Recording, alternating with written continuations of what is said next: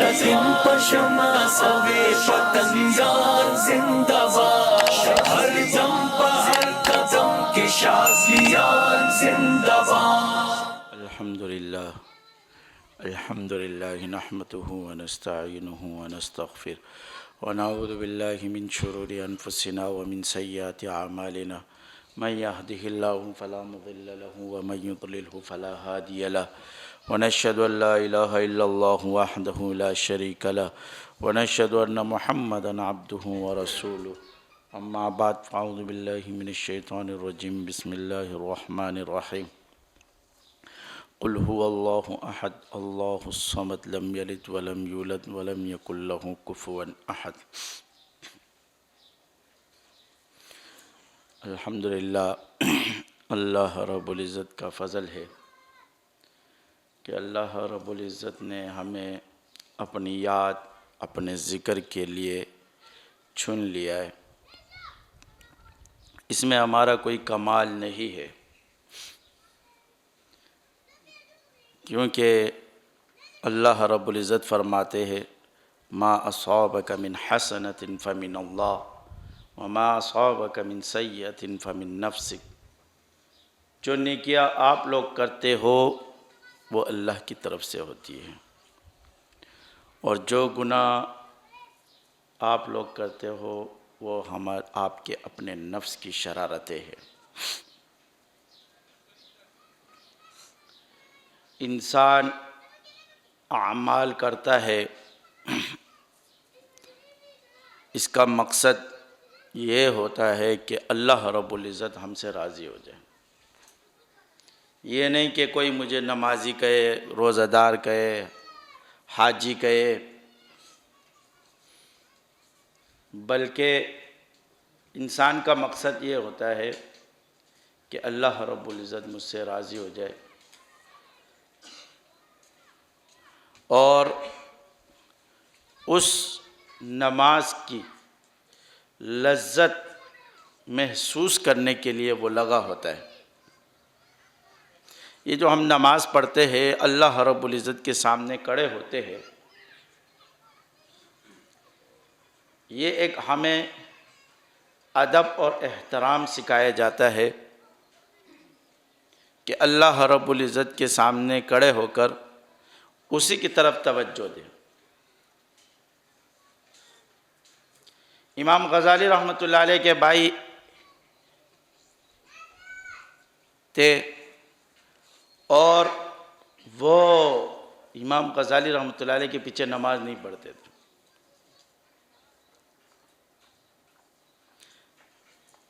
امام غزالی رحمۃ اللہ علیہ نے اپنی والدہ کو شکایت کی کہ یہ میرے پیچھے نماز نہیں پڑھتا ہے، کیوں نہیں پڑھتا ہے؟ لوگ میرے اوپر اعتراض کرتے ہیں کہ ساری دنیا آپ کے پیچھے نماز پڑھتی ہے اور آپ کا اپنا بھائی نماز نہیں پڑھتے۔ اماں نے اس کو کہا کہ آپ جو ہے نا، کل سے اس کے پیچھے کھڑے ہو جاؤ، نماز پڑھو، کیا کرو؟ جب وہ آیا نماز کے لیے کھڑا ہو گیا تو امام غزالی رحمۃ اللہ علیہ سے کسی نے مسئلہ پوچھا تھا، حیض کا مسئلہ پوچھا تھا، وہ اس مسئلے کی طرف دھیان گئے نماز میں۔ ان کے بھائی نے نماز توڑ کے چلے گئے۔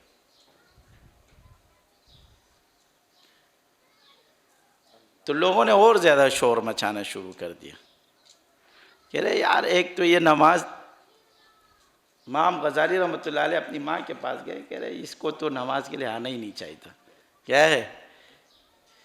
چلو نہیں آ رہا تھا تو لوگوں کی گرے، اب تو بیچ میں سے چلا گیا۔ کس میں سے چلا گیا؟ اور مسئلہ کھڑا کر دیا اس نے ہمارے لیے۔ انہوں نے، اماں نے بلایا اس کو، آپ نے نماز کیوں توڑی؟ آپ کیوں نکل گئے؟ آپ بیچ نماز میں چھوڑ کے اس کو چلے گئے، کیا وجہ ہے؟ اس نے کہا صاحب کشف تھے، صوفی تھے، کمال پہ پہنچے ہوئے بندے تھے۔ انہوں نے کہا کہ یہ نماز میں جو ہے نا خون کیوں سوچ رہا رہتا ہے، کیا ہے؟ یہ تو گندے گندے خونوں کی طرف سوچ رہا ہوتا ہے، حالانکہ وہ مسئلے کی طرف چلے گئے تھے، کیا گئے تھے؟ اس لیے میں نے نماز توڑ کے چلا گیا۔ اس کی والدہ نے کہا افسوس کی بات ہے، کیا ہے؟ دونوں اللہ کے لیے نماز نہیں پڑھ رہے، ایک مسئلوں میں پھنسا ہوا ہے، دوسرا اس کے دل کی طرف دیکھ رہا ہے، کسی کی توجہ اللہ کی طرف، تم دونوں کی نماز نہیں ہوئی، تیری کون سی ہو گئی؟ تیری بھی نہیں ہوئی۔ اگر تو اللہ کی طرف متوجہ ہوتا تو تیرے دل و دماغ میں یہ بندہ آتا ہی نہیں۔ تو اس کا مطلب یہ ہے کہ تو نماز میں کھڑے ہو کر اس کے دل کی طرف توجہ دے رہا تھا، اس کے دماغ کی طرف، تو سب سے پہلے آپ کی نماز نہیں ہوئی، اس کے بعد کس کی نماز نہیں ہوئی؟ اس کی نماز نہیں ہوئی۔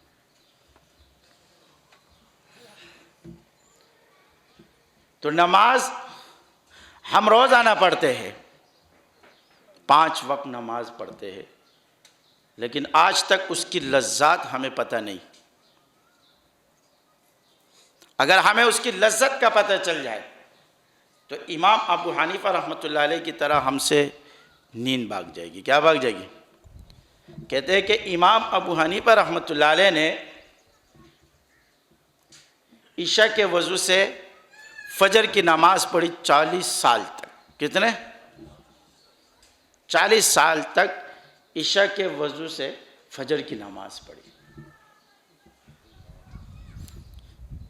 اور ان کے بارے میں آتا ہے کہ جب وہ رات کو کھڑے ہوتے تھے تو وہ 2 رکعت میں پوری قرآن ختم کرتے تھے، 2 رکعت میں پورا قرآن ختم کرتے۔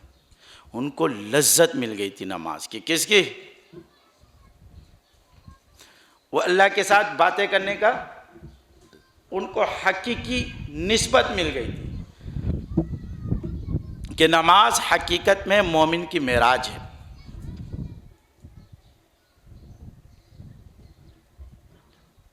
کہ اللہ رب العزت سے اپنی تمام بگڑی بنائے، کس کے ذریعے سے؟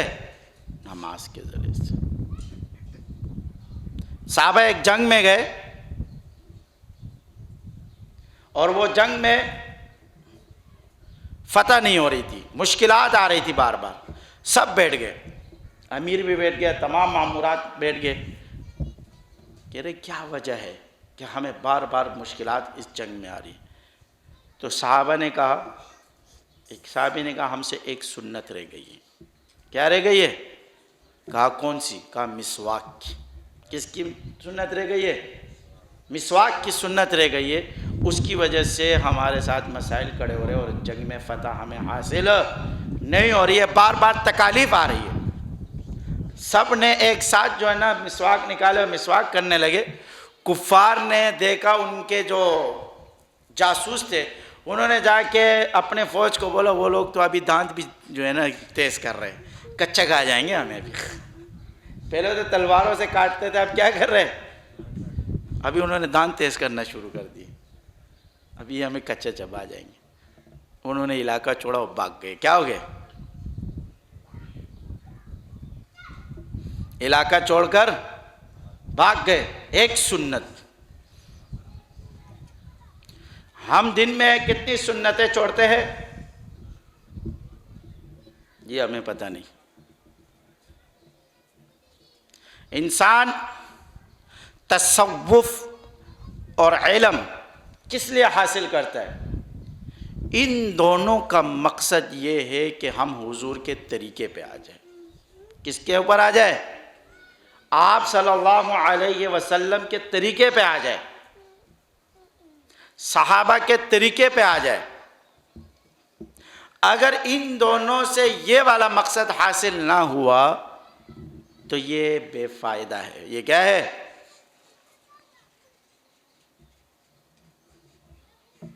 علم کا مقصد ہمیں آپ صلی اللہ علیہ وسلم کی ساری زندگی جو انہوں نے گزاری ہمارے سامنے روشن ہو جائے، عیاں ہو جائے۔ تصوف کا مقصد کہ جو آپ صلی اللہ علیہ وسلم کی زندگی ہے جو ہمارے سامنے روشن اور عیاں ہوئی ہے، اس کے اوپر ہم چلنے والے بن جائیں۔ اس کے اوپر ہم کیا کرنے والے بن جائیں؟ چلنے والے۔ کہتے ہیں ہدایت کے 2 معنی، ایصال الی المطلوب اور اراۃ الطریق۔ اصال الی المطلوب اور اراۃ الطریق. ہم کہتے ہیں نا ہدایت دے دے یا اللہ اس کو. کیا دے دے؟ کہتے ہیں ہدایت کے دو معنی، اصال الی المطلوب، اراۃ الطریق. ایک اراۃ الطریق کا مطلب یہ ہے کہ آپ کو سامنے روشن واضح کر دیا جائے آپ کے لیے راستہ. مثال کے طور پر آپ کہیں جا رہے ہو، آپ نے کسی سے سوال کیا مجھے معمار جانا ہے. کہاں جانا ہے؟ اس نے آپ کو کہا بھائی یہ چیپل والا روڈ پکڑو گے سیدھا، یہ روڈ سیدھا پکڑو گے، آگے قبول آ جائے گا، قبول سے آگے جو ہے معمار ہے اندر، آپ معمار کے اندر چلے جاؤ گے.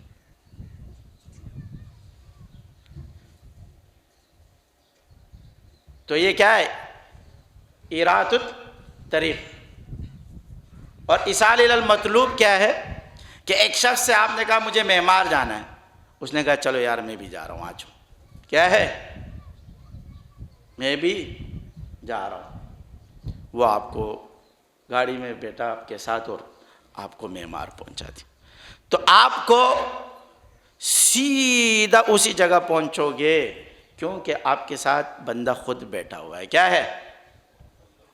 بندہ خود بیٹھا ہوا ہے، وہ اس راستوں سے گزرا ہوا ہے. اسی طرح اگر آپ علماء سے کوئی مسئلہ پوچھو گے تو وہ آپ کو بتا دیں گے. کیا کر دیں گے؟ کہ یہ مسئلہ ایسا ہے. چلنا نہ چلنا کس کا کام ہے؟ آپ کا کام. لیکن اگر آپ نے اپنا شیخ بنایا، مصلح بنایا، اصلاح کے لیے کسی کے ہاتھ میں بیعت کیے، اور آپ نے اگر اس سے مسئلہ پوچھا تو وہ سمجھ جائے گا کہ یہ بندہ ابھی اس کو مسئلوں کا بھی پتہ نہیں ہے اور یہ اس کے اوپر چل بھی نہیں رہا ہے. کیا نہیں کر رہا ہے؟ وہ آپ کے اوپر حکم لاگو کرے گا، اب یہ کام تو ضرور کرے گا. کیا کرے گا؟ اب یہ کام تو ضرور کرے گا. مولوی نے آپ کو کیا بتا دیا؟ بتا دیا. مولوی سے آپ نے پوچھا چاش کا وقت کس ٹائم ہے؟ وہ بولے گا 10 بجے. کیا ہے؟ بس کرے نہ کرے تمہاری مرضی. اپنے پیر سے پوچھے گا چاش کا وقت کتنے بجے ہے؟ وہ سمجھ جائے گا اس نے کبھی چاش کی نماز ہی نہیں پڑھی. کیا ہے؟ وہ سمجھ جائے گا اس نے کبھی چاش کی نماز ہی، اس نے کبھی اشراق کی نماز ہی نہیں پڑھی ہے، اس لیے اس نے مجھ سے سوال کیا. اگر یہ اشراق کی نماز پڑھتا، چاش کی نماز پڑھتے ہیں، مجھ سے سوال نہیں کرتا. ساتھ میں وہ لاگو کر دیتا ہے. کیا کر دیتا ہے؟ اتنے بجے چاش کی نماز ہوتی ہے اور کل سے مجھے نہ پتہ چلے گا تیرے چاش کی نماز نہیں، خیر نہیں ہوگی تیری. کیا ہے؟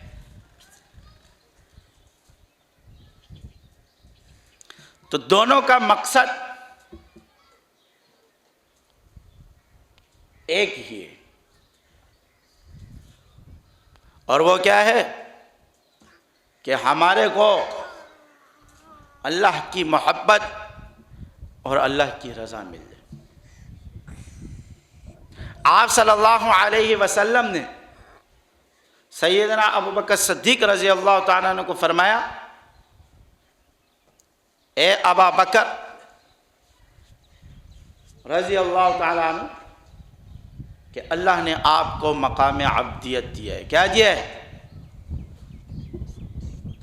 اور مقام عبدیت کیا ہے؟ کہ آپ کا نفس مطمئنہ ہو گیا. کیا ہے؟ آپ کا نفس مطمئنہ ہو گیا. اور دوسرا یہ ہے کہ آپ رضا بر قضا پر ہو. رضا بر قضا پر ہو، یعنی جو بھی معاملات دنیا میں آپ کے ساتھ ہوتا ہے تو آپ اس کے اوپر راضی ہوتے ہو. کیوں؟ اس لیے کہ آپ کے دل و دماغ میں یہ ہے کہ بس اس میں اللہ راضی تو ہم راضی، اللہ راضی تو ہم راضی. اور تیسری بات آپ کے اندر یہ ہے کہ آپ کو اللہ رب العزت سے ملاقات کا بہت زیادہ شوق ہے. بہت زیادہ کیا ہے؟ شوق. اور ساتھ میں یقین ہے کہ میری ملاقات ہوگی. ساتھ میں کیا ہے؟ یقین ہے کہ میری ملاقات ہوگی. یہ صحابہ کا کیا تھا؟ ایمان. ان کا دنیا میں رہنے کا مقصد یہ تھا کہ ہم اللہ رب العزت کے نام کو پوری دنیا میں روشن کریں۔ جنگ خندق میں خندق کھودی جا رہی تھی۔ حضرت سلمان فارسی رضی اللہ تعالیٰ عنہ نے مشورہ دیا، عرب کے ہاں خندقیں نہیں کھودی جاتی تھی، وہ تو دو بدو لڑتے تھے۔ کیا کرتے تھے؟ آمنے سامنے۔ وہ کہتے تھے آ جاؤ حل میں مبارزن، سامنے آؤ لڑو، کیا کرو؟ اور یہ عرب کا سسٹم تھا۔ لیکن جب مشرکین مکہ نے مدینے پر حملہ کرنے کا ارادہ کیا کہ ہم جائیں اور مدینے کو تیز نیز کر دیں، کیوں؟ اس لیے کہ وہاں سے اسلام پھیل رہا ہے۔ کیا پھیل رہا ہے؟ اسلام کا بول بالا وہیں سے ہو رہا ہے۔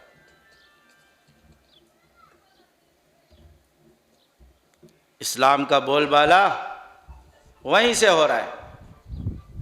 تو خندقیں کھودی گئی، اور جب خندقیں کھودی جا رہی تھی تو صحابہ کو بھوک کی وجہ سے انہوں نے شکایت کی آپ سب کو کہ ہم نے بھوک کی وجہ سے پیٹ پہ پتھر باندھے۔ حضور نے جب اپنا پیٹ دکھایا اس پہ 2 پتھر باندھے، اور اس وقت منافقین بھی موجود تھے۔ آپ صلی اللہ علیہ وسلم نے، ایک پتھر تھا صحابہ سے ٹوٹ نہیں رہا تھا، آپ صلی اللہ علیہ وسلم نے اس کے اوپر جب تیزی سے گینتری ماری تو اس سے ایک روشنی نکل گئی، چنگاری نکلی۔ تو آپ صلی اللہ علیہ وسلم نے فرمایا خوشخبری ہو تم لوگوں کو کہ قیس و قسرہ کے خزانے تمہارے پیروں میں آئیں گے۔ قیس و قسرہ کے خزانے تمہارے پیروں میں آئیں گے۔ خوشخبری سنائی گئی۔ جو منافق تھے مدینہ میں، انہوں نے کہا کھانے پینے کی ان کے پاس ہے ہی نہیں، اپنے آپ کو مکہ والوں سے بچا رہے۔ کس سے بچا رہے؟ مکہ کے چند فوجی ہے، چند لوگ ہیں، اس سے بچا رہے، اور باتیں یہ کر رہے سپر پاور قیس و قسرہ۔ کس کی؟ قیس اور قسرہ کی باتیں کر رہے کہ ایک ایک جنگ میں لاکھوں کی فوج وہ لاتے۔ کیا ہے؟ جنگ یرموک میں 10 لاکھ 12 لاکھ کی فوج انہوں نے کھڑی کی ہے۔ کہتے یہ چند لوگ کے ساتھ لڑنے کے لیے کیا کر رہے؟ ان کو یقین نہیں تھا، لیکن صحابہ کو کیا تھا؟ یقین تھا۔ ابو سفیان رضی اللہ تعالیٰ فرماتے ہیں کہ ایک دن ہم شام کی طرف تجارت کر رہے گئے تھے۔ روم کا جو بادشاہ تھا ہرقل، تو اس نے جو تاجر تھے ان کی طرف خط بھیجا کہ جو مکے میں اور مدینے میں، کیونکہ آپ سب مکے سے پھر مدینے چلے گئے تھے، کہ جو آپ لوگوں میں جس شخص نے نبوت کا دعویٰ کیا ہے اس کا کوئی قریبی ہو تو میرے پاس آ جائے۔ کیا ہو؟ اس کا کوئی قریبی ہو تو کدھر آئے؟ میرے پاس آ جائے۔ ابو سفیان رضی اللہ عنہ فرماتے ہیں میں گیا ان کے پاس اپنے سارے لوگوں کو لے کے۔ ہرقل وقت کا بادشاہ تھا، جیسے امریکہ کا صدر آپ بلائے ایک عام آدمی کو تو اس کو تو خوشی سے کیا ہے، پیر زمین پہ نہیں لگیں گے۔ تو وہ وقت کا اس ٹائم کا روم کا بادشاہ تھا، جس کے بارے میں قرآن نے بھی کہہ دیا الف لام میم غلبت الروم، روم کے بارے میں۔ فارس اور روم کی جب جھگڑا تھا، دونوں سپر پاور لڑ رہے تھے۔ کیوں لڑ رہے تھے؟ تو مشرکین مکہ چاہتے تھے کہ فارس جیت جائے۔ کیوں؟ اس لیے کہ وہ آگ کی پرستش کرتے تھے اور یہ بتوں کی پرستش کرتے تھے، تو قریب تھے۔ اور آپ صلی اللہ علیہ وسلم چاہتے تھے کہ رومی جیت جائے۔ کون جیت جائے؟ کیوں؟ اس لیے کہ وہ عیسائی تھے۔ کیا تھے؟ ان کے پاس کتاب تھی، عیسائیت، اور ہمیں بھی کتاب ملی۔ تو وہ مسلمانوں کے کیا ہے؟ قریب تھے۔ اللہ نے فرمایا کہ ہم نے غلبہ روم کو دے دیا۔ کس کو دے دیا؟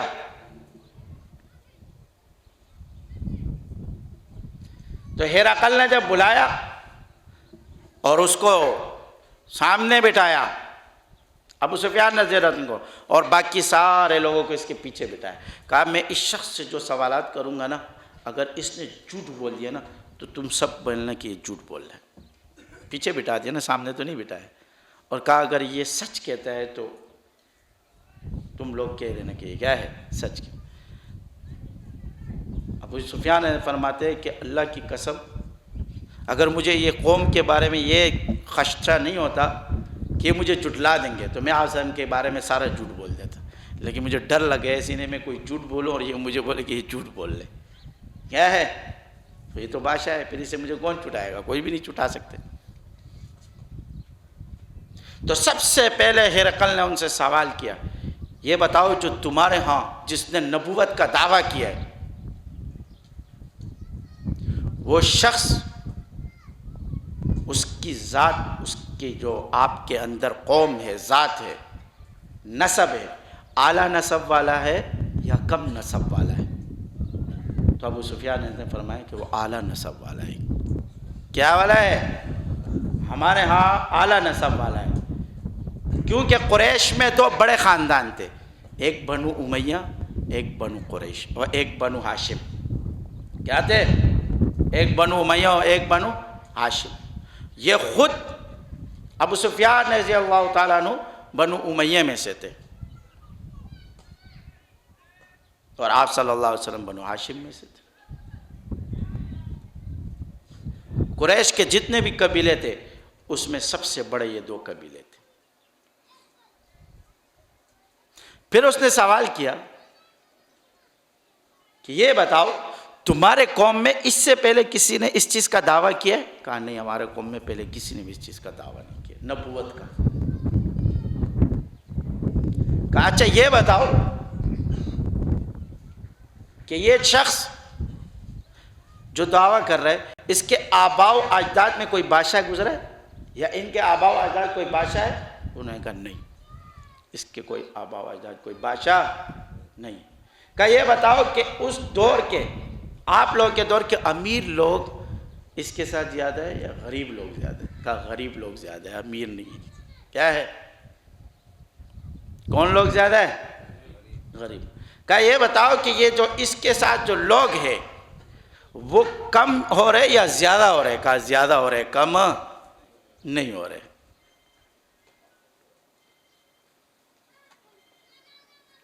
کہا یہ بتاؤ کہ تم لوگوں نے کبھی اس کے اوپر، تمہاری قوم نے، تمہارے علاقے والوں نے، کسی نے اس کے اوپر کبھی جھوٹ تہمت باندھی کہ یہ شخص جھوٹ بولتا ہے؟ کہا نہیں، ہم میں سے آج تک کسی نے بھی یہ نہیں بولا کہ یہ شخص جھوٹ بولتا ہے، اس نے ہمیشہ سچ ہی بولا ہے۔ کیا ہے؟ کہا اچھا یہ بتاؤ عہد اور پیمان میں وہ شخص کیسا ہے؟ عہد اور پیمان میں وہ شخص کیسا ہے؟ تو اس نے کہا کہ عہد اور پیمان کے درمیان میں ابھی ہمارا معاہدہ ہوا ہے۔ کیا ہوا ہے؟ 1 سال کا۔ اس وقت معاہدہ ہوا تھا صحابہ کا، آپ صلی اللہ علیہ وسلم کا اور مشرکین مکہ کا، فتح مکہ کا معاہدہ۔ فتح مکہ سے پہلے صلح حدیبیہ ہوا تھا۔ صلح حدیبیہ میں یہ معاہدہ ہوا تھا کہ اس سال آپ لوگ عمرہ نہیں کرو گے، آئندہ سال عمرے کے لیے آؤ گے۔ حالانکہ عمرے کے لیے صحابہ آئے تھے، آپ سب آئے تھے، واپس بھیج دیا۔ کیا اس سال آپ کیا نہیں کرو گے؟ عمرہ نہیں کرو گے، آئندہ۔ کہہ رہے ابھی ہمارے درمیان اور اس کے درمیان کوئی معاہدہ ہوا ہے، لیکن ابھی ہمیں پتہ نہیں کہ وہ کیا کرے گا، آیا اس معاہدے کو توڑے گا یا نہیں۔ حالانکہ اس کو پتہ تھا کہ یہ نہیں توڑے گا، لیکن ابو سفیان فرماتے اس جھوٹ کے علاوہ میں نے کوئی بھی جھوٹ نہیں بولا۔ کیا ہے؟ یہ ایک جھوٹ میں نے بولا کہ ہمیں پتہ نہیں کہ وہ معاہدہ توڑے گا یا، لیکن حقیقت میں ہمیں پتہ تھا کہ وہ معاہدہ نہیں توڑے گا۔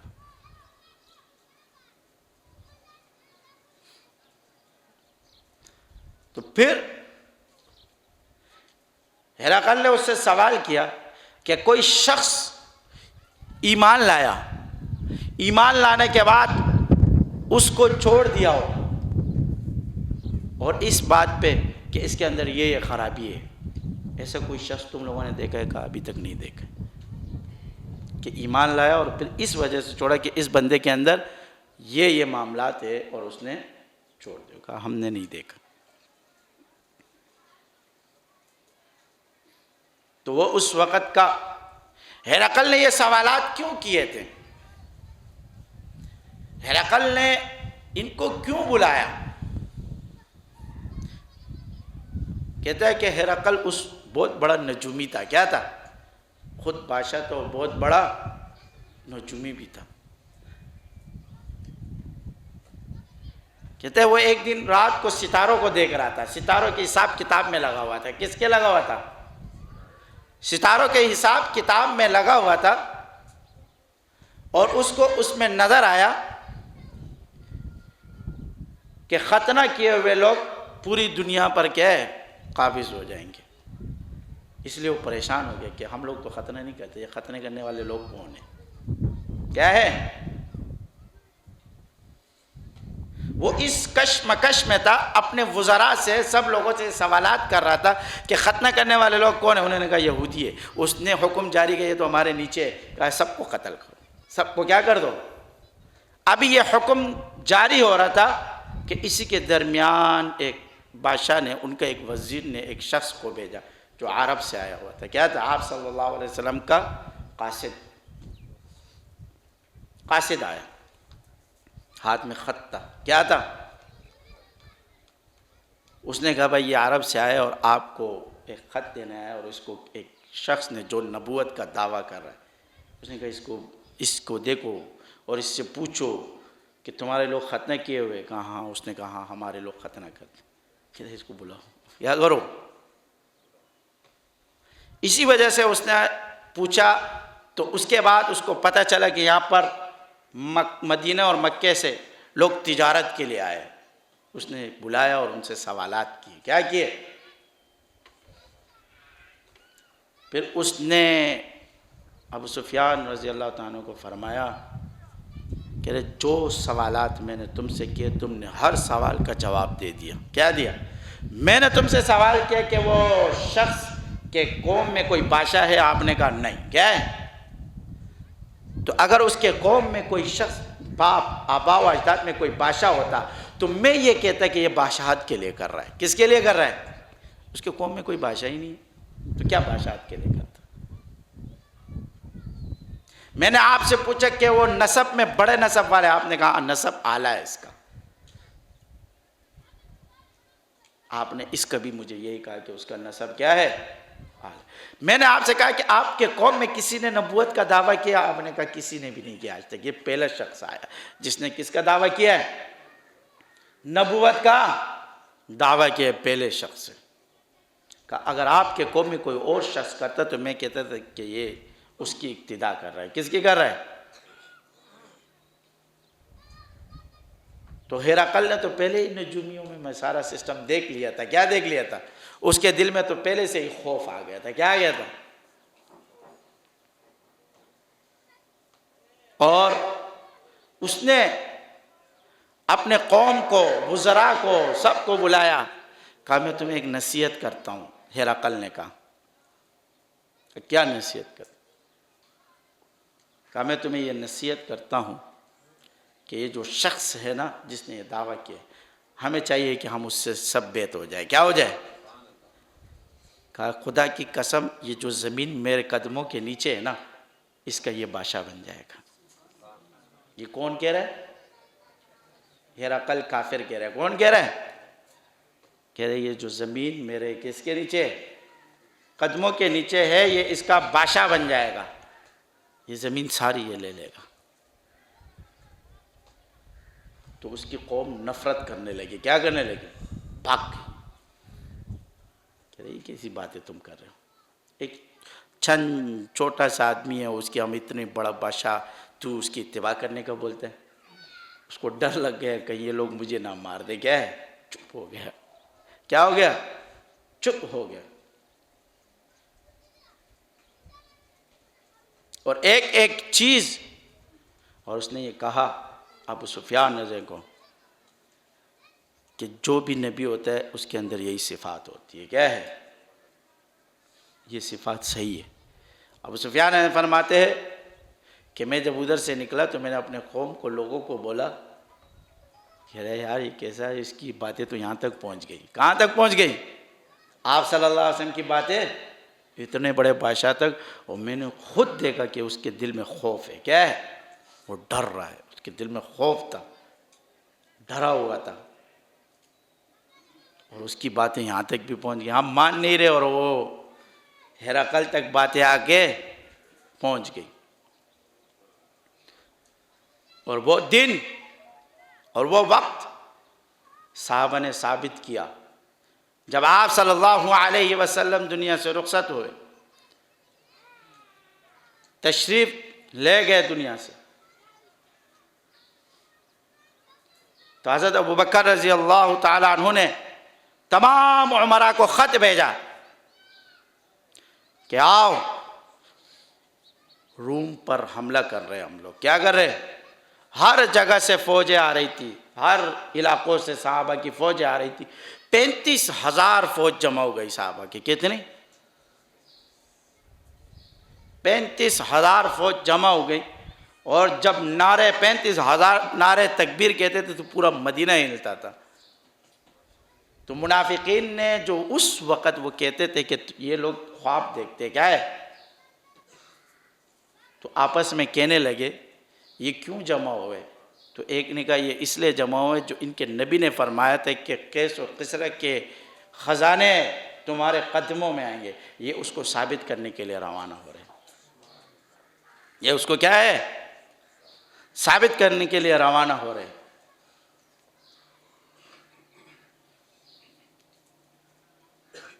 یہ صحابہ کا ایمان تھا کہ جو آپ صلی اللہ علیہ وسلم نے فرمایا وہ حق اور سچ. وہ جو آپ نے فرمایا وہ غائب نہیں ہے، وہ آج بھی حدیثوں میں اسی طرح ہے. وہ ہمارے لیے بھی، کس کے لیے بھی ہے؟ صرف یہ نہیں ہے کہ صحابہ کے لیے تھا. آج بھی اگر ہم آپ صلی اللہ علیہ وسلم کے سنت اور طریقوں پہ آ جائے تو دنیا میں اس شخص کا بول بالا ہونا شروع ہو جاتا. مسلمان آج کیوں مغلوب ہے اور کفار کیوں غالب ہیں؟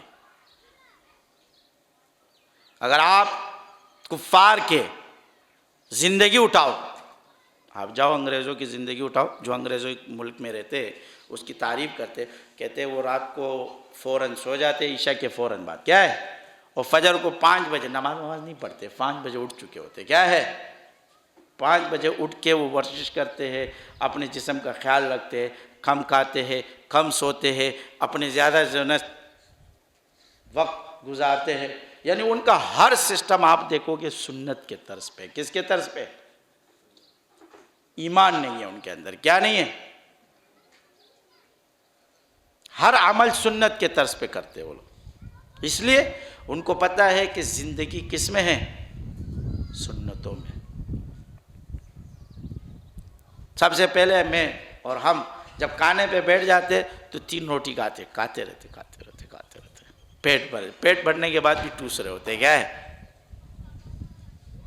اور ٹوس رہے ہوتے کسی طریقے سے. اور کہیں مہمان بن جائے تو کہتا ہے کھانا پرائے کا پیٹ تو اپنا ہے نا. ہاں کہتے کھانا پرائے کا تو پیٹ تو کیا ہے؟ اپنا ہے.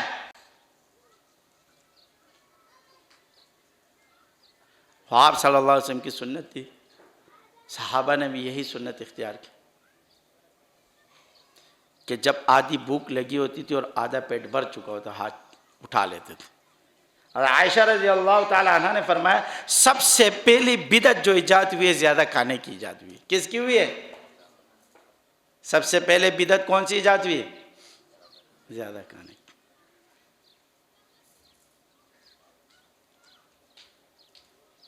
ہمارے اکابرین کے بارے میں آتے ہیں. امام مسلم رحمۃ اللہ علیہ ایک مسئلے میں پھنسے ہوئے تھے.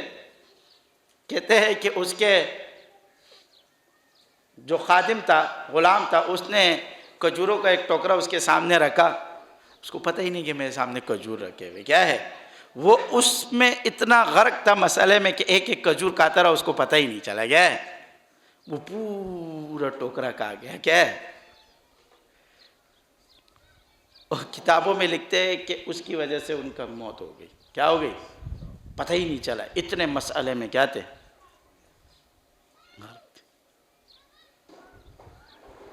یہ آج ہمارے تک جو مسائل اور جو علوم، جو احادیثیں پہنچے، اتنی آسانی سے نہیں پہنچے، ان کی بڑی محنتیں ہیں، اس کے اوپر بڑے مجاہدے ہیں۔ ہم تو آرام سے کہہ دیتے امام ابو حنیفہ رحمۃ اللہ علیہ نے فرمایا، لیکن ان کے مجاہدے ہمیں نظر نہیں آتے کہ 40 سال انہوں نے عشاء کے وضو سے فجر کی نماز پڑھی، تو 40 سال وہ سوئے نہیں ہیں، کیا نہیں ہے۔ یہاں ہم 8 گھنٹے نہیں سوئے تو بولتے پاگل ہو جائے گا، کیا ہو جائے گا، 6 گھنٹے نہیں سوئے تو کہتے ہیں، ڈاکٹر کہتے ہیں کہ 6 گھنٹے سونا لازمی ہے۔ امام ابو حنیفہ رحمۃ اللہ علیہ جا رہے تھے، ٹوکر لگی، اس کو کیا ہے، ٹوکر لگی، نہیں بلکہ ایک بچہ جا رہا تھا، امام صاحب جا رہے تھے، تو اس بچے کو ٹوکر لگی، امام صاحب نے کہا خیال کرو گر جاؤ گے، بچے نے کہا میرا گرنا کوئی مسئلہ نہیں، امام صاحب آپ کہیں پھسل نہ جائیں، آپ پھسل گئے نا تو دنیا پھسل جائے گی، کیا ہو جائے گی، دنیا پھسل جائے گی، کیونکہ ایک مسئلہ بھی آپ کا پھسل گیا نا تو ساری دنیا تیری تقلید کرے گی، کیا کرے گی، ایک مسئلے میں پھسل گئے نا تو ساری دنیا آپ کی تقلید کرے گی، اس غلط مسئلے کے پیچھے چلے جائیں گے۔ امام محمد رحمۃ اللہ علیہ بہت خوبصورت تھے، ان کے خادم نے ایک دن، غلام نے امام محمد رحمۃ اللہ نے ان کو کچھ دیا، کہا جاؤ اس کو دے دو، میرے گھر پہ دے کے آ جاؤ۔ وہ گھر پہ دے رہے تھے تو پردے سے اس کی گھر والی وہ چیز لے رہی تھی کہ ہوا آئی اور پردہ ہٹا دیا، کیا کر دیا، تیز ہوا تھی، ہوا چلی، پردہ ان کی نظر ان کی گھر والی پہ پڑی، وہ آ کے غلام یوں بیٹھے رہے خاموشی سے چپ کر کے۔ امام محمد رحمۃ اللہ نے ان کو یوں دیکھا، کہا کیا ہو گیا بھائی، تو اتنا غمگین کیوں بیٹھا ہوا ہے، کہہ رہے حضرت ایک سوال کروں، کہاں کروں، کہا آپ اتنے خوبصورت ہو، آپ کی بیوی اتنی بدصورت ہے، فطرت ہے کیا ہے، کہ آپ اتنے خوبصورت اور آپ کی بیوی اتنی بدصورت ہے، سمجھ میں نہیں آ رہا ہے، آپ اس کے ساتھ وقت گزار رہے ہو کیوں۔ اس نے کہا بات سنو، اگر میں خوبصورت بیوی کرتا نا ادھر ہی لگا رہتا، پھر یہ اتنے مسائل جو میں نکال رہا ہوں نا اسی وجہ سے نکال رہا ہوں کہ ضرورت پوری ہو جاتی ہے، پھر اپنے کام میں لگ جاتا ہوں۔ کس میں لگ جاتا ہوں، خوبصورت چیز کے نخرے ہوتے ہیں، صحیح بات ہے یا نہیں، خوبصورت چیز کے نخرے ہوتے ہیں۔ میں صبر کرتا ہوں، وہ شکر کرتی ہے، میں صبر کرتا ہوں، وہ کیا کرتی ہے، شکر کرتی ہے، دونوں کو ثواب مل رہا ہے، دونوں کو کیا مل رہا ہے، وہ شکر اس پہ کرتی ہے کہ اتنا خوبصورت آدمی اس کو ملا ہے، ہاں میں صبر اس لیے کرتا ہوں کہ میرے کو ایسی کیا ہے بیوی مل گئی، تو دونوں کو کیا مل رہا ہے، ثواب۔ اور امام ابو حنیفہ رحمۃ اللہ علیہ کے جتنے بھی مسائل وہ سارے امام محمد رحمۃ اللہ نے لکھے،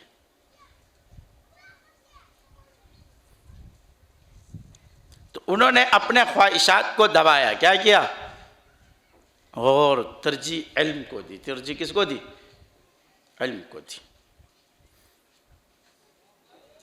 اور علم کو انہوں نے اتنا پھیلایا کہ آج تک ان کے نام زندہ ہے، کیا ہے،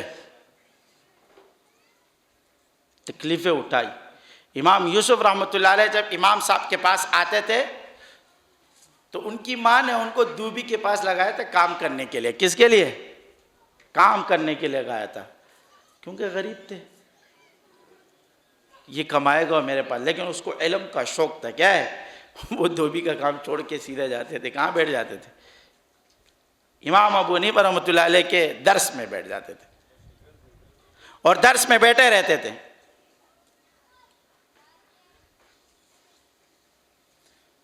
تو ان کی ماں آئی، امام صاحب کو کہا کہ یہ میں نے اپنے بیٹے کو کام پہ لگایا ہے میرے کو کما کے لانا، میں غریب عورت ہوں، میرے پاس کچھ کھانے پینے کا نہیں ہے، کچھ بھی نہیں ہے، اور آپ نے اس کو اپنے پاس بٹھایا۔ اس نے کہا میں نے اس کو اپنے پاس نہیں بٹھایا، اس بچے کا اتنا شوق ہے، کیا ہے؟ لیکن ایک بات سنو، آپ کو کہتا ہوں، آج آپ اس کو اس علم سے منع کر رہے ہو، لیکن میں اس خود دیکھ رہا ہوں کہ اس بچے کا وقت کا بادشاہ ہاتھ دھوئے گا، کیا دھوئے گا؟ یہ مجھے نظر آ رہا ہے۔ اور وہی ہوا کہ وہ وقت کا بڑا امام بنا، امام یوسف رضی اللہ رحمۃ اللہ علیہ، اتنا بڑا امام بنا کہ وقت کا قاضی القضات بنایا ہارون رشید نے اس کو۔ کس نے؟ ہارون رشید نے اس کو وقت کا قاضی القضات بنا دیا۔ اور ہارون رشید کا ایک دن اس نے دعوت کی، ہارون رشید نے ان کے لیے، جب وہ ان کے دعوت پہ گئے تو ہارون رشید خود اس کو پانی ڈال رہے تھے اور وہ ہاتھ کھانے کے لیے ہاتھ دھو رہے تھے۔ تو امام یوسف رضی اللہ رحمۃ اللہ علیہ کے نظر جو ہے نا آنکھوں سے آنسو آئے، رونے لگے۔ ہارون رشید نے کہا کہ کیوں رو رہے ہو؟ کہا میرے استاد نے میری والدہ کو یہ بتایا تھا کہ وقت کا بادشاہ اس کے ہاتھ دھوئے گا، آج وہ سچ ہو رہا ہے۔ نہ میرا استاد دنیا میں ہے، نہ میری ماں دنیا میں ہے، دونوں دنیا میں نہیں، لیکن اللہ نے مجھے دکھا دیا۔ اللہ نے مجھے کیا ہے؟ اور ہارون رشید سے اس کا بیٹا، ہارون رشید کا بیٹا امام یوسف کا شاگرد تھا، پڑھ رہا تھا۔ تو ایک دن ہارون رشید آئے اور وہ پاؤں پہ پانی ڈال لیتے، ہارون رشید کا بیٹا اپنے استاذ کے پاؤں پہ پانی ڈال لیتے، تو ہارون رشید بڑے افسوس سے ناراض ہو گئے۔ تو امام یوسف رضی اللہ تعالیٰ عنہ پوچھا اس سے، آپ کیوں ناراض ہو رہے ہو؟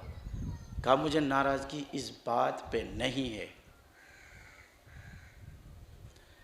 کہ یہ آپ کے پیروں پہ پانی ڈال رہا ہے، مجھے ناراضگی اس بات پر ہے کہ یہ پانی ڈالتے ہوئے آپ کے پیر کیوں نہیں دھو رہا ہے؟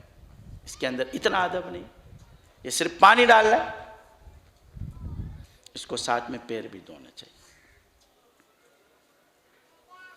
یہ کس کی وجہ سے؟ ان کے علوم کی وجہ سے۔ امام مالک رحمۃ اللہ علیہ ایک دن جا رہے تھے، ایک بادشاہ نے اس سے مسئلہ پوچھا۔ کیا پوچھا؟ مسئلہ پوچھا۔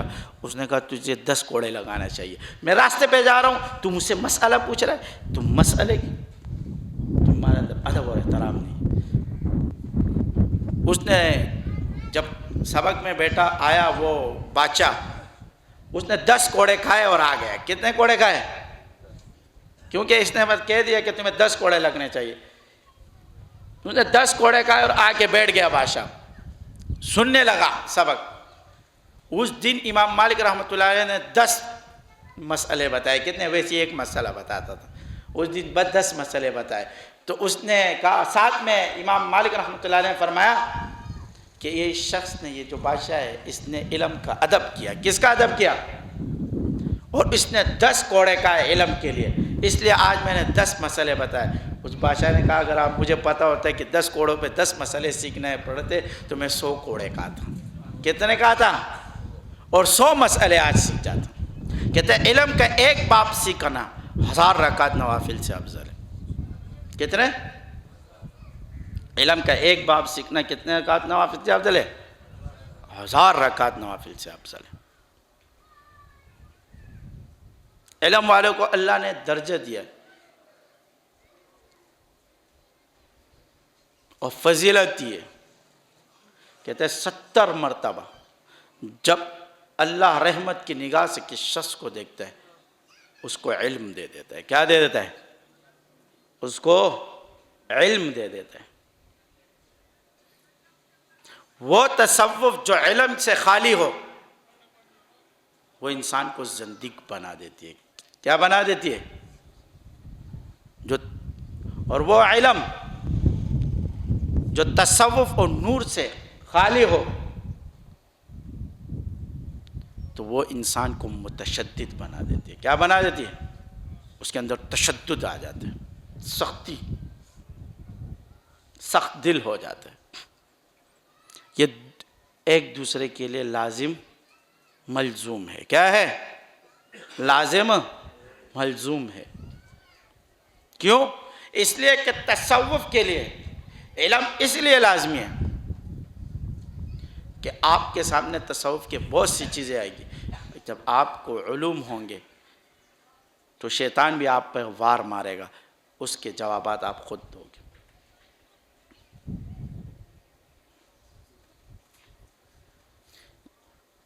اور ہم نے علم ہر دونوں کو الگ الگ کر دیا.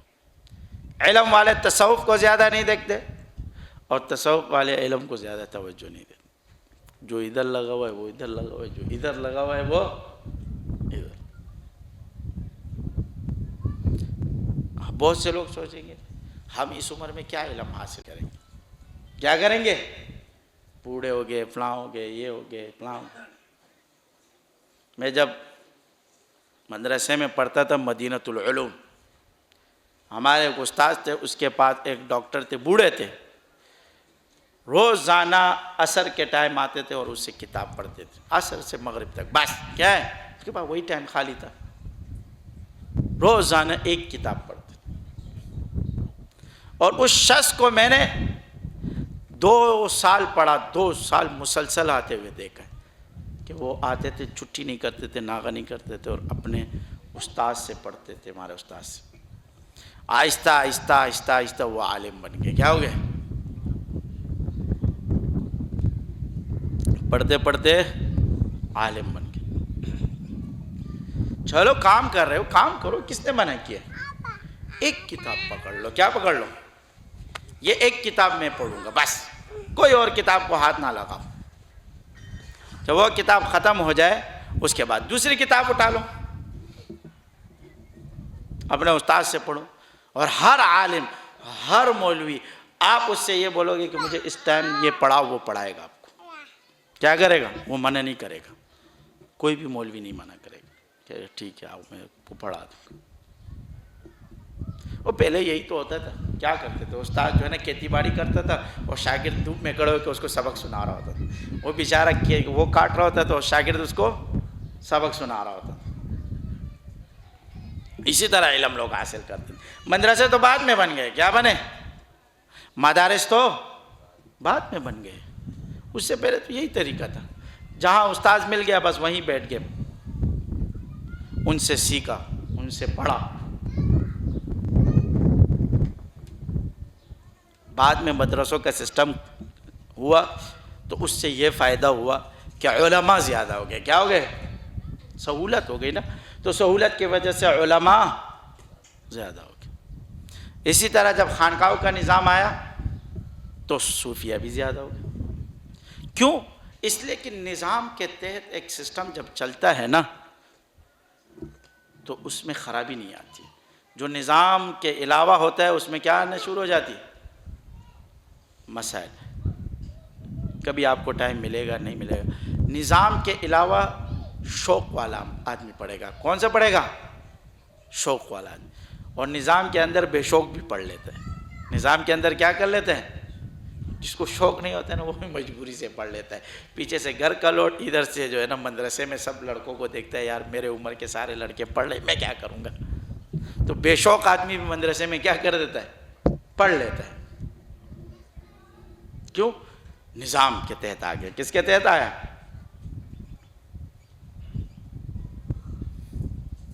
تو اس کے نظام کی وجہ سے اللہ رب العزت نے اتنے لوگوں کو علماء بنایا. آج ہم وفاق میں دیکھتے ہزاروں علماء بنتے. کتنے بنتے؟ ہزاروں علماء بنتے. اور علم پھیل رہا ہے، علوم پھیل رہے. یہ اس نظام کی برکت. کس کی برکت ہے؟ اس نظام کی برکت ہے. اس سے پہلے مدرسہ ہم نے قیام کی رکھا. اس سے پہلے جب ہم جب طالب علم تھے مطالعہ کرتے تھے کیونکہ نظام کے اندر تھے. اب جب فراغت ہوئی مطالعہ کرتے تھے دماغ پہ بوجھ آتا تھا، کیا جاتا تھا؟ سر پہ بوجھ آتا تھا، ہم بولتے تھے یار کون پڑھے گا، چھوڑو، رکھ دیتے سائڈ پہ۔ اب جب مدرسہ کا قیام کیا تو اب مطالعے کا خود شوق پیدا ہو گیا، اب چاہتے کہ یہ بھی پڑھے، یہ بھی پڑھے، یہ بھی پڑھے، یہ بھی پڑھے۔ یہ کس کی وجہ سے؟ یہ اس مدرسے کی برکات ہے۔ کس کی برکات ہے؟ اس کی وجہ یہ ہے کہ طالب علم مل گیا، کیا ہے؟ طلب کرنے والا مل گیا۔ کہتا ہے کہ جب ساقی پلانے والے آدمی کے سامنے پینے والا آدمی مل جائے، کیا مل جائے؟ تو وہ مجبوری سے پھر پلانا شروع کر دیتا ہے۔ کیا کر دیتا ہے؟ وہ مجبوری سے پلانا شروع کر دیتا ہے۔ اب پینے والے لوگ مل گئے۔ طالب علم کیا ہوتا ہے؟ پینے والے۔ پینے والے لوگ مل گئے تو خود بخود آپ کیا کرو گے؟ پڑھو۔ تو اب جن لوگوں نے سلسلے میں خلفاء بنے، اجازت یافتہ ہو گئے، ان کو فیض النور طے کیا، تحفۃ المشائخ طے کیا، اب ان کو لازمی ہے کہ ساتھ ساتھ میں کچھ علوم بھی حاصل کرے۔ کیا کرے؟ تاکہ آپ سے کوئی سوال کرے آپ اس کا جواب دے سکو۔ اور علوم کے لیے کسی بھی ضروری نہیں ہے آپ کے سلسلے میں کتنے مولوی ہیں، ماشاءاللہ کسی بھی سلسلے کے مولوی کو پکڑو، بولو مجھے پڑھاؤ، مجھے کیا کرو؟ پڑھاؤ۔ دوسری بات، قرآن کی تجوید، ایک خلیفہ ہوگا اور نماز پڑھا رہا ہوگا، اب وہ اس کو لوگ بڑا بزرگ سمجھتے، خلیفہ پر سمجھتے، کیا سمجھتے؟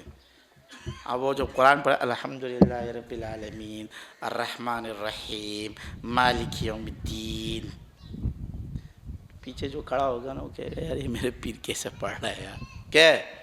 مولوی اس کے اوپر لوگ اعتراض کرتے، کیا کرتے؟ وہ سمجھ جاتا ہے کہ یار انہوں نے کسی ایرے غیرے کو کیا ہے۔ ایک دن ہم بیٹھے ہوئے تھے، علاج کرتے رہتے، ایک شخص آیا بڑے جذبات میں آیا، کیا ہے؟ اس کو پتہ نہیں تھا کہ یہ خود بھی مولوی ہے، حافظ بھی ہے، قاری بھی ہے، پھر کچھ بھی پتہ، بس اس کو یہ پتہ تھا کہ یہ عامل ہے، یہ کیا ہے، اور کچھ بھی پتہ نہیں تھا کہ یہ خود کیا ہے۔ آتے ان کے ساتھ ہی علاج گاہ میں بیٹھا ہوا تھا، لوگ بھی بیٹھے ہوئے تھے، آنے کے ساتھ اس نے برسنا شروع کر دی۔ بیٹھا، آپ نے قرآن پڑھا ہے؟ میں نے کہا نہیں، میں نے قرآن نہیں پڑھا ہے۔ کیا ہے؟ میں نے قرآن نہیں پڑھا ہے، میں قاری رحیم بخش کا پوتا ہوں، نواسا ہوں، پلا ہوں، میں نے قرآن پڑھا، مجھے قرآن سنا۔ اب اس نے ویڈیو میں پیر دیکھے تھے جن کو دعائے قنوت نہیں آتا ہے، جن کو سورہ فاتحہ نہیں آتی ہے، جن کو سورہ کوثر نہیں آتی ہے، آیت الکرسی نہیں آتی ہے، انہوں نے ان میں دیکھے کیا ہے باتیں کرنے لگے۔ میں نے کہا یار اب اس کو کیا بولوں؟ میں نے کہا آپ نے قرآن پڑھا ہے؟ کہا ہاں میں نے پڑھا ہے۔ میں نے کہا میں آپ کو امتحان نہیں دوں گا، آپ کو کیا نہیں دوں گا؟ امتحان نہیں دوں گا۔ مریض ہے، مریضوں سے فارغ ہونے تو پھر آپ کو سارے جوابات دوں گا۔ کیا دوں گا؟ پھر سارے جوابات دوں گا۔ لیکن میں نے کہا آپ نے مجھ سے سوال کیا آپ نے قرآن پڑھا ہے، قرآن نہیں پڑھا اور آپ پیر بنے۔ میں نے کہا میں حافظ بھی ہوں، قاری بھی ہوں، مولوی بھی ہوں، مفتی بھی ہوں، عامل بھی ہوں، پیر بھی ہوں۔ خیال کرو اب ادھر بیٹھ، میں نے کہا سامنے کیا کر، اب آپ کے بعد میں بات کروں گا، کیا کروں گا؟ تو آپ نے سارے لوگوں کے بیچ میں پوچھا، اس لیے سارے لوگوں کے بیچ میں آپ کو بتا دی کہ میں قاری بھی ہوں، حافظ بھی ہوں، عالم بھی ہوں، پیر بھی ہوں، مولوی بھی ہوں، مفتی بھی ہوں، سب ہوں۔ میں نے کہا ادھر سائڈ پہ بیٹھا، بعد میں بات کروں گا، تیری میں ساری ٹوٹی سیدھی کر دوں گا۔ ایک دم اس کے اوپر پریشر آ گیا، کیا آ گیا؟ یہ تو میں نے غلط جگہ پہ ہاتھ مارا۔ میں نے کہا ادھر اب بول۔ میں نے کہا تو قاری رحیم بخش کا شاگرد؟ کہا میں نے کہا مجھے الف با سناؤ۔ کیا کرو؟ حروف تہجد الف سے لے کر یا تک سنا دو، بس تم نے یہ سنا دیا میں بولوں گا تم قاری ہو۔ کیا کرو گے؟ پسینے نکل گئے اس کے۔ جب اس نے مجھے الف، اس نے کہا الف، میں نے کہا الف، آپ کو الف آتا نہیں اور تم مجھ سے باتیں کرتے ہیں، چل میں نے کہا الف کہاں ہے، الف کہاں ہے، میں نے کہا پہلے آپ تو سیکھو الف اور الف میں فرق یہ آپ کو پتہ نہیں ہے کیا ہے، الف اور الف میں تمہیں فرق پتہ نہیں ہے کہ الف کیسے پڑھا جاتا ہے، الف یہ الف ہے یا الف ہے؟ ہاں پسینے نکل گئے جب پہلے ہی لفظ میں پسینے چھوٹنے لگے، اس کے کیا ہو گئے؟ میں نے کہا چل سورہ فاتحہ مجھے سنا، الحمدللہ رب العالمین الرحمن الرحیم مالک یوم ایاک نعبد، اصل میں یہاں پر ایاک نعبد میں لوگ تشدید کو وہ کرتے، سختی سے پڑھتے کہتے ایاک نعبد، کیا کرتے ایا، میں نے کہا آپ کو ایا نہیں آتے، آپ پڑھتے ہو، آپ قاری ہو گئے، کیا ہے؟ میں ایا نہیں ہے، میں نے کہا ایاک نعبد ہے، ایاک نعبد، بس اس کے پسینے نکل گئے، میں نے کہا اب جا یہاں سے، اب نکل یہاں سے، نکل کیا کر، تو یہ کس کی برکت ہوئی؟ ہم نے سیکھا، علم سیکھا، اس کی برکت سے اس کو کیا دیے، جاؤ اب میں اتنے لوگوں کے درمیان اگر وہ مجھ سے سوال کرتا، میں سیکھا نہیں ہوتا تو پسینے کس کے چھوٹتے؟ میرے چھوٹ جاتے، پسینے کس کے چھوٹتے؟ ہمارے چھوٹ جاتے۔ تو محنت سے ہر چیز ملتی ہے، محنت سے کیا ہے، یہ نہیں سوچو کہ میں یہ پڑھوں گا آج میں نہیں پڑھ سکتا ہوں، ہر عمر میں انسان پڑھ سکتا ہے جب وہ ارادہ کرے، کیا رکھے، وہ ارادے جن کے پختہ ہو، نظر جن کی خدا پر ہو، تلاطم خیز موجوں سے وہ گھبرایا نہیں کرتے۔ ارادے پختہ رکھو تو سب کچھ سیکھ جاؤ گے، ارادے نہیں رکھو گے تو کچھ بھی نہیں سیکھ سکتے۔ سیکھنے کی طلب رکھو، پڑھتے پڑھتے دنیا سے رخصت ہو گئے تو قیامت کے دن علماء میں اٹھائے جائیں گے، کس میں اٹھائے جاؤ گے؟ علماء میں اٹھائے جائیں گے۔ شوق ہونا چاہیے، وہ ذوق کا استاذ کا، ذوق کا، ذوق انسان کا استاذ ہے، جس کو ذوق ہوتا ہے وہ سب کچھ سیکھ لیتا ہے، جس کو ذوق نہیں ہوتا کچھ بھی نہیں سیکھتا۔ آپ نے بہت سے لوگوں کو، انجینئروں کو، ڈاکٹروں کو دیکھا ہوگا، ان کے پاس ڈگریاں نہیں ہوتی، انہوں نے پڑھا نہیں ہوتا ہے، لیکن ڈاکٹروں کے ساتھ بیٹھ بیٹھ کے یہاں تک کہ آپریشن کرنے بھی لگ جاتے ہیں، کیا لگ جانے لگ جاتے ہیں، انجینئروں کے ساتھ بیٹھ کے انجینئر بن جاتا ہے، کیا بن جاتا ہے، وہی انجینئرنگ والی باتیں کرتا ہے پھر۔ ہاں کہتے ہمارے ایک ساتھی نے مجھے بتایا کہ ہمارے ایک استاد سے ہم نے صرف پڑھا ہے، کیا پڑھا، نیوٹن میں، کہ اس نے اور کوئی کتاب اس کو نہیں آتی، صرف صرف آتی تھی، کیوں؟ اس لیے کہ جب وہ قاری تھا، پڑھاتا تھا، قرات حفظ کی کلاس لیتا تھا، تو اولیٰ کے جتنے بھی طلباء تھے اس کو صرف سنانے آتے تھے، کیا کرنے آتے تھے، وہ جو سناتے وہ بھی سیکھ گیا صرف، کیا کر گیا، صرف کے گردانے اس کو یاد ہو گئے، صرف کے قوانین ضابطے یاد ہو گئے، وہ طلباء کے سن کے ان کے خود بھی پڑھا صرف، پھر آج وہ نیوٹن میں صرف پڑھا رہا ہے، صرف صرف پڑھا رہا ہے، کیا پڑھا رہا ہے، سنتے وہ کہتے سنتے سنی بن گیا، کیا بن گیا، سنی بن گیا۔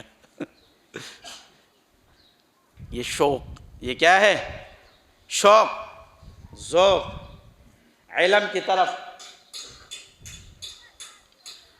ڈبل درجے ملیں گے۔ آپ کام کر رہے ہو، کام کرو، کام کرتے وقت ایک سبق لو، آپ کو کس نے بولا ہے آپ سارے سبق، تھوڑا سا لو، اس کو یاد کرو، توڑو، قطرے قطرے سے دریا بن جاتا ہے، قطرے قطرے سے دریا بن جاتا ہے، تھوڑی محنت سے انسان بن جاتا ہے آہستہ آہستہ۔ علماء کے لسٹ میں تو آ جاؤ گے نا، کس کے لسٹ میں آ جاؤ گے، کل اتنا ہوگا کو کچھ شدھ بدھ حاصل ہو جائے گی، کیا حاصل ہو جائے گی، ہاں کہ شدھ بدھ تھوڑی حاصل ہو جائے گی، یہ صحیح ہے، یہ غلط ہے، یہ جائز ہے، ناجائز، یہ حرام ہے، یہ حلال ہے۔ تو جتنے خلفاء، جتنے اجازت یافتہ ہے، سب سے پہلے اپنا قرآن صحیح کرے، کیا صحیح کرے، ورتل القرآن ترتیلا، قرآن کو ٹھیر ٹھیر کر ترتیل سے پڑھے۔ کس سے پڑھے؟ اپنے قرآن کو صحیح کرے۔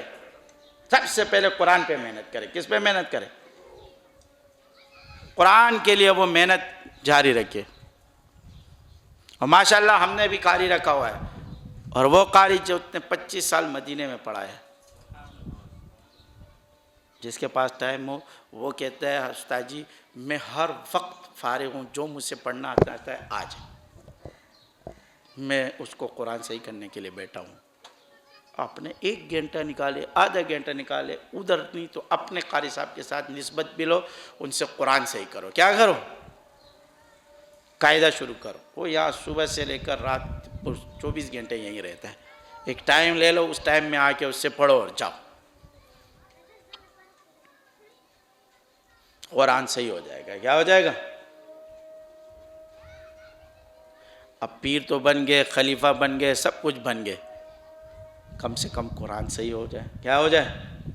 قرآن صحیح ہونے کے بعد اگر آپ کے پاس پھر تھوڑے تھوڑے علوم لے لو، تو آپ کسی کی پیچھے، آپ کے پیچھے کوئی نماز پڑھے گا، تلاوت آپ کی سنے گا، اس کو خوشی ہو جائے گی۔ کیا ہو جائے گی؟ کہ ہمارے پیر صاحب کی تلاوت صحیح ہے۔ کیا ہے؟ وہ آپ کی آواز کو نہیں دیکھتے، دنیا آواز کو، قاری بڑے بڑے مولوی قاری وہ آواز کو نہیں دیکھتے کہ آپ کی آواز بڑی خوبصورت ہے، وہ دیکھتے کہ تجوید کیسے ہے اس کی۔ کیا ہے؟ قرات صحیح ہے، تجوید صحیح ہے، قرآن صحیح پڑھتے ہے، بس ٹھیک ہے، آپ کی آواز کیسی بھی ہو۔ لوگ آوازوں کے پیچھے کم، تجوید کے علم والے لوگ کیا والے، وہ تجوید سے قرآن پڑھنے والے کے پیچھے زیادہ لگتے، پھر اس کی تجوید بھی اچھی ہو، قرآن بھی اچھا ہو، اس کے ساتھ آواز بھی ہو، نور علی نور، پھر تو اور اچھا ہو۔ تو اپنے بچوں پہ بھی، اپنے الفاظ پہ بھی محنت کرے کہ ہم ایک سلسلے سے منسلک ہو گئے، اس سلسلے سے منسلک ہونے کے بعد ہمارے قرآن صحیح ہونے چاہیے، ہماری نمازیں صحیح ہونے چاہیے، ہمیں قرآن اچھا آنا چاہیے، قرآن پہ محنت کرے۔ قرآن پہ تو سب محنت کریں گے نا انشاءاللہ، ہاں اس کے اوپر لازمی محنت کریں۔ مولوی بنتے ہو یا نہیں بنتے ہو، قاری بن جاؤ۔ کیا بن جاؤ؟ کم سے کم قرآن صحیح رہے، کیونکہ یہ آپ کا 24 گھنٹے کے ساتھ لگا ہوا ہے۔ کتنے گھنٹے؟ 5 وقت نمازوں میں قرآن ہے، سب چیزوں میں قرآن ہے۔ آپ کسی کو ذکر دیتے ہو، ذکر آپ پڑھو گے، الحمدللہ پڑھو، تو وہ بولے گا سبحان اللہ۔ کیا بولے گا؟ اور ساتھ میں سبحان اللہ بول دے گا، کیونکہ آپ نے الحمدللہ پڑھ لیا تو سبحان اللہ پڑھے گا۔ ہاں، آپ کے بھی 24 گھنٹے لوگوں کے ساتھ اسی پہ کہ بھائی یہ سورہ فاتحہ پڑھو، کلام پڑھو، یا رحمان پڑھو، یا رحیم پڑھو، مالک پڑھو، قدوس، آپ خود اچھی صحیح ادا کرنے والے ہوں گے تو سامنے والا سمجھ جائے گا اس نے یہ چیز پڑھی ہوگی۔ آپ خود ہی صحیح ادا کرنے والے نہیں ہو تو پھر آپ کیا کسی کو پڑھو جو ہے نہ دو گے۔ ہاں، پیر تو بن گئے، اب دوسری محنت بھی شروع کریں۔ سب ساتھی کریں گے نا؟